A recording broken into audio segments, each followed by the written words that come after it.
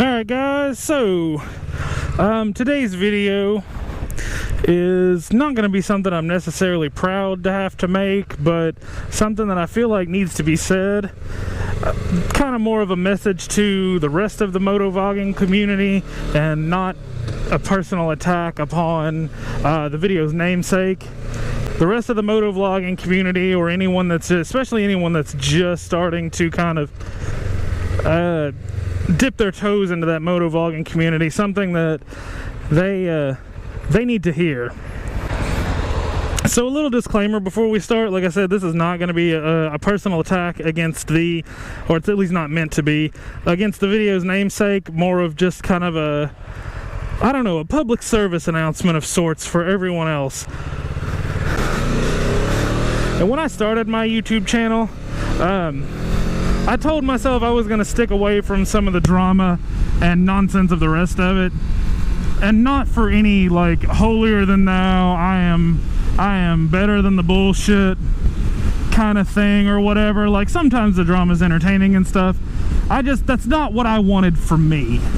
And I kind of saw it as more of a personal challenge to, if I was going to be able to build a successful channel or garner any type of following, I wanted to do it based on the quality of my own content and not the shit that I started with everybody else.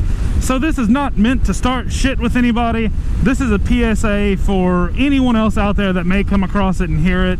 And that message is, Yammie Noob does not speak for us. And by us, I mean the vast majority of the rest of the motorcycle and motovlogging communities in general. Now, there are going to be some dudes out there like him and some dudes that are very like-minded, but trust me, those guys are few and far between. The vast majority of motorcyclists and motovloggers are pretty good dudes. Obviously, if you've seen this, you either you follow me, you know what's going on, and you know the situation and you're looking for that, or you're a Yammie fan and you just wanted to say what the fuck I had to say about him. And if you're a Yammie fan, you obviously know what's going on anyway. So, brief summary. I guess about 8 months, a year ago, dude wrecked his Daytona, had a bad accident, you know, rough stuff. It sucked. He had a bad accident, and unfortunately that's part of it and part of riding. And I'm not really going to, look into it much deeper than that. Dude had a bad accident. It was unfortunate. Now, I've never particularly cared for dude. Now, I don't know him personally, so like I said, I'm not going to make a personal attack or do any of the shitty, like, bald jokes or whatever fucking stupid shit people do, because I really don't care. But at least his YouTube persona or YouTube personality, I have never, ever been fond of.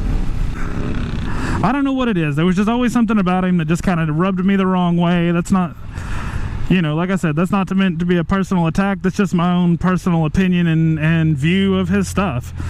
He had a few videos that were entertaining, and yeah, I watched a few of them, and yeah, a few of them entertained me well enough. But after the whole first feud between him and Jake the Garden Snake and Do It With Dan, which I'm not going to take the time to go into at this point, you can look all of that stuff up should you so desire. I lost a lot more respect for the guy, and the fact that he was basically coming out and it felt like he was personally attacking people for his own personal gain. And that's kind of a shitbag way to be, and a really shitty way to represent the motovlog community, especially when you do like he did and kind of bill yourself as the end-all be-all greatest, I know the best about motovlogging and am king vlog blah blah blah like he did thing. And there were definitely shots fired by both sides, and it may be biased just because I do like Jake and Dan. And they may have gone a little far at times, but honestly, I thought all of Dan's responses were pretty fucking hilarious. And Dan can be a little loud at times. I fucking love Dan, but I can get where some people might think he's a little loud at times, and Dan has no fucking chill, which, if we're being honest, is one of the things I like about him. But Dan wasn't wrong. Like, he made some very valid points about dude. But that's not, like I said, that's not per se the topic of this video. So anyway, fast forward to, I guess, the time of this recording. It's been a couple weeks now. So the Yamster is out and riding with some people and has another bad accident, totals another Daytona. But this time, like, someone had evidently told him go big or go home, and he took those words to heart. So he's out riding with some buddies, and from what I understand, and yes, I have seen the video, it's floating out there. If you want to see it, go find it.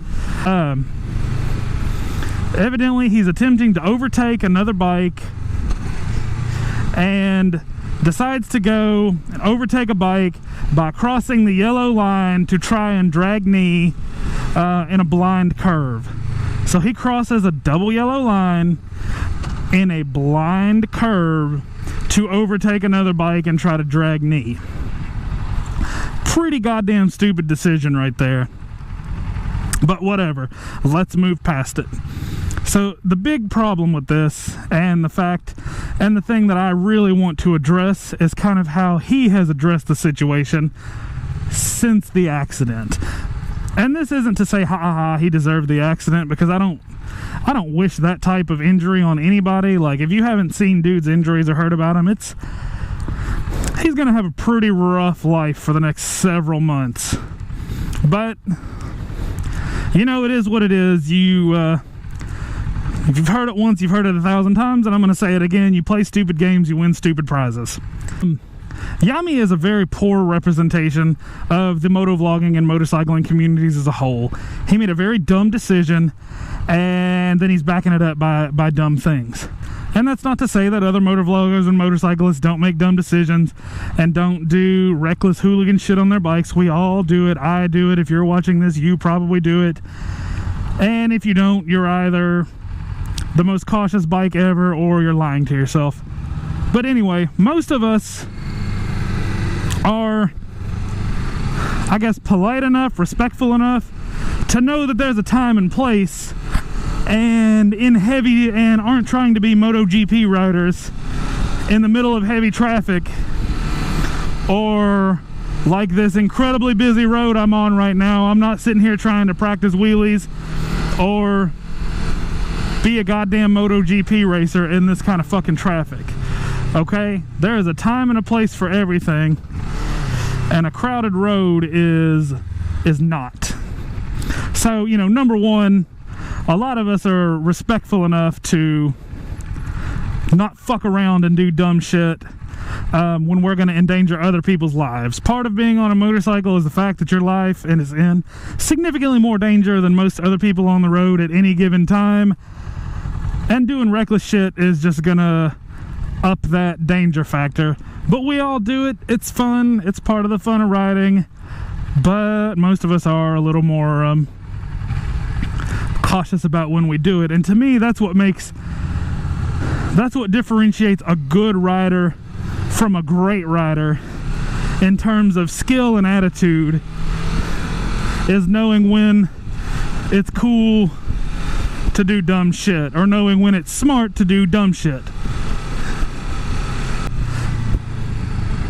The next big thing, and I guess what's probably the worst out of this, is how he handled the situation post-accident, or how he's handling it. Dude has made no apologies, no anything other than, hey, buy my t-shirts and give me money because I am in rough shape right now. No, yeah, I fucked up and hurt myself. No, yes, I'm very sorry, that was my fault. Just a lot of sarcasm and haha, give me money, support me. Which is fine, and I'm not going to shit on anybody that asks for money or support on YouTube, because a lot of people do it as a job, and it is a thing. I do have my videos monetized, so if you see ads or something, you're like, hey, but you got your videos monetized. It's one of those things. I'm in this for the community and the fun, but if there's a chance that I could bring a little extra money in, which is just all gonna go to the fucking bike and the channel anyway, trust me, the whole goddamn $1.34 a month I make is is definitely not my reason for any of this. But, you know, there's a lot of guys that do make their careers off of YouTube, and that's great, and that's fucking awesome for them. But, you know, for someone to say, I fucked up that opportunity, now you need to fix that for me, that's where I kind of tend to have a little bit of a problem. And at least he didn't just say, hey, just donate me a bunch of money. He made some stupid fucking shirts or something, but that people could buy to feel like they're supporting him. But at the same time, to me, that's still kind of a, you know, you play dumb games, you win dumb prizes, okay? So he says a lot of sarcastic things, and a lot of like, it wasn't my fault, something, target fixated on a pile of gravel, something. So yeah, he's being sarcastic, and he's not legitimately coming out and saying, hey, it wasn't my fault, you can't stop fucking blaming me, blah, blah, blah, blah, which he very well could do, and I would, you know, honestly not put it past dude, but he didn't. He kind of took the high road, but not really, but whatever. So anyway, dude does a lot of sarcasm, and something that I would have liked to see, and it's addressed in Do It With Dan's video about the situation, which if you haven't seen, go watch it. It's very informative and very much classic Savage and No Chill Dan, and I fucking love it. So anyway, so he uses a lot of sarcasm. It's like something, target fixated, something, gravel, not my fault, blah, blah, blah, blah, blah. But at the same time, it would have been very nice to see him open up and actually come out and say, oh, hey, you know, yeah, I fucked up and made a mistake, and I'm sorry. I understand that I was being a jackass and could have killed that poor woman, but I am very sorry. And, you know, that would have been it, and that would have actually given me leaps and bounds more respect for the guy to come out and say, yes, I fucked up. I am sorry. I have made my bed. Now I'm gonna lie in it. If any of you want to support me or help me out, that would be very much appreciated. Instead of saying, ha ha ha, joke situation, I flew 20 or 30 feet in the air and could have killed a fucking lady, but ha ha ha, buy my shirts and give me money. Like, dude, fucking seriously? Like, it's astounding to me that someone with that level of whatever has the following that he has on YouTube. And you've got, and I get it, so there's definitely an entertainment value to it, and to a lot of people his stuff is very entertaining, and I'm not necessarily going to fault that. Like I said, this is not going to be a personal attack against him as much as it is just I don't agree with his handling of the situation. And the common theme of the video coming back to, Yammie does not speak for us. So please don't watch his stuff and think, oh, hey, this is how motorcyclists and motovloggers are. Okay, motorcyclists are indeed, we're kind of a marginalized community already in the automotive, you know, wheels to asphalt kind of world. There's a lot of people that have a lot of preconceived notions about motorcycles and motorcyclists, and they stick to those. And so when it comes to, you know, being on the road and stuff, you know, motorcyclists catch a lot of shit and get a bad rep. And people doing ignorant shit like Yammie Noob and then not sticking up for their own, you know, mistakes and manning up to their own dumb shit is not helping that at all. A simple apology, you know, I am very sorry, I understand I screwed up, I want to make this right, would have done leaps and bounds. But instead, you go about this whole holier than thou fucking mess of, you know, no, I don't feel like I did anything wrong, I'm gonna use this to capitalize and make some money and all of this shit, and continue giving motorcyclists, especially those of us on sport bikes, a very bad name. Trust me, us guys on sport bikes, we definitely don't need to be making ourselves look any shittier to the general public than we already do a lot of times. That's not to say that we are, because most sport bike riders I know are the greatest guys ever, and they're the kind of guys that sit there and fucking fist bump kids that see their bikes you know, at a stoplight because the little kid thinks it's the coolest shit ever, and they sit there and fist bump little kids and let kids sit on their bikes in parking lots, and just all around great fucking dudes. Because of the douchebaggery minority, you know, that's how people see us. If there's 10 of us in a row, that sprinkler's blowing over here and it feels fucking great. But if there's 10 of us in a line and one person's being a real shitbag and 9 people are being cool, well, people are going to see that one really loud shitbag and assume the other 9 of us are the same way. Or if you're watching this and you're not a part of the motovlogging community and you've seen what's going on or seen his shit, please know that he doesn't speak for us. And if you are a part of the motovlogging world and the motovlogging community, please understand that he doesn't have to speak for us.